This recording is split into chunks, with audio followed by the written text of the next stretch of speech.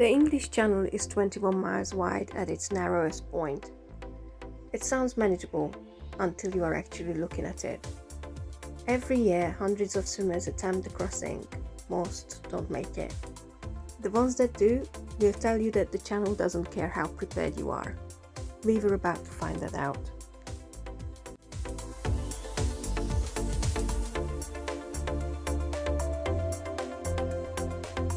On my way to Dover now, and about half an hour in my 3.5-hour journey. So yeah, if everything goes well, next time I'll be see you at the chalets where we're staying.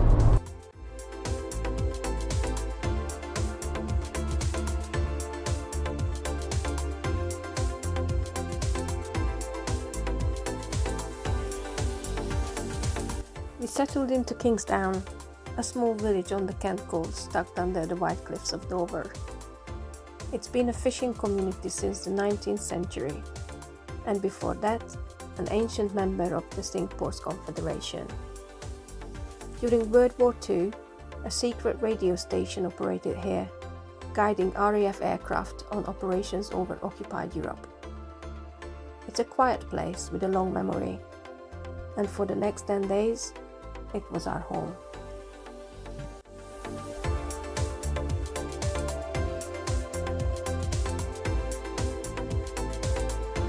They did 3 peaks in 24 hours, Yeah. and they literally ended up something like 23 hours and 58 minutes Yeah. that they did it in the end, because her and Dan could have done it quicker, Yeah. but they were obviously waiting for the others. Because you're a team. Because you're a team.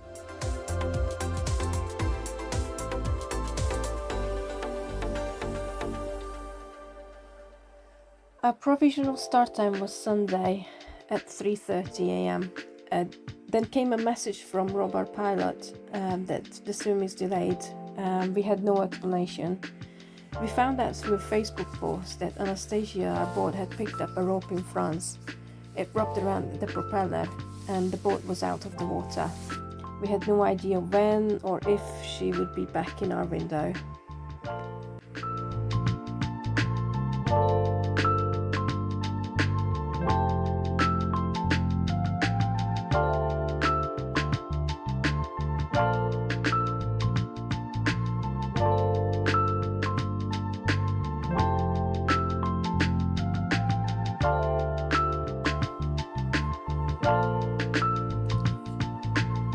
People have been attempting this crossing since 1875.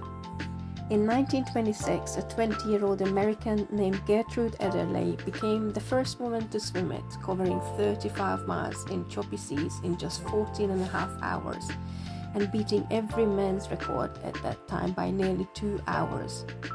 She arrived here at Old Stairs Bay in Kingsdown, the very beach we were swimming from every morning. There is a memorial plaque in her there now, installed in 2023. We walk past it every single day.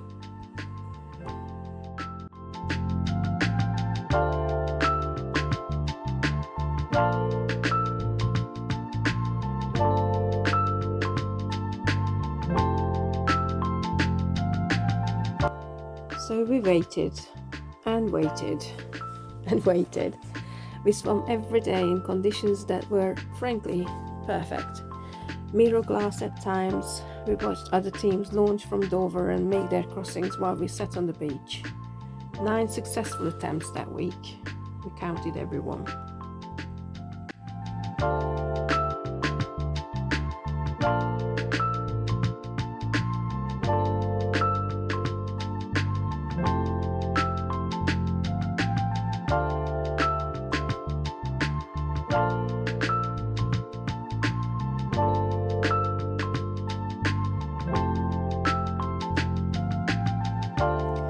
What nobody tells you about the channel swim is how much of it happens on land. 6 people from different parts of the country, different backgrounds. Scotland, Jersey, the Midlands, the South Coast. We all thrown together in 2 chalets, sharing meals, sharing worries, sharing bad jokes, The uncertainty did something unexpected. Instead of pulling us apart, it pulled us together. Everyone found their role. Someone always made tea. Someone always made everyone laugh. Someone always knew when to say nothing at all. We were so blessed. It was probably this time of year, Yeah. about 4 years ago, Yeah. and we were going up Ben Nevis, and we didn't need head torch or anything. It was just clear sky. There was like the light from the moon. It was just perfect. But life doesn't stop for the channel. Most of us had a job to do. So there were we, laptops open, on calls, answering emails, with the English channel visible from the window. It was a surreal kind of working week. Well, do you have to get invited back a second time? If you're going to come and ruin our game by winning everything. Then you are an outsider. We weren't the only ones waiting. We met Christy, a solo swimmer. She was number 3 in our window, meaning that she could only attempt her crossing once we either completed ours or we pulled out. We'd met her by chance at the holiday park and we just become friends. One day we played cards and laughed and had nervous conversations, the kinds that you have when you are waiting for the same thing. This was Christy's 3rd year attempting the channel. The 3rd, each time something had prevented her from going, either weather, conditions, timing. The channel doesn't negotiate. In the swimming world, they call it the Dover coaster. You are on, you are off, you are on, you are off. Your whole summer built around the window of days where the pilot, the weather, the tides and the boats all have to align at exactly the same moment. We were beginning to understand.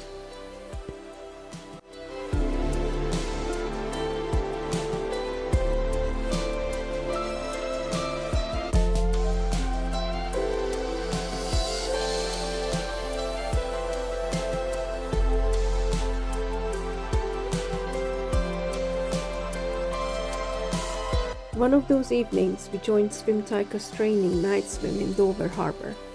4 minutes in, a thunderstorm rolled in and we had to get out. Even our practice swim couldn't go to plan. At some point, you just had to laugh.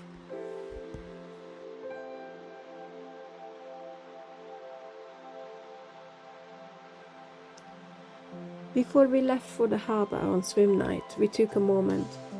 Our team captain Marie had carried more of the weight of this week than anyone. We wanted her to know we saw that and gave her a little something for her troubles.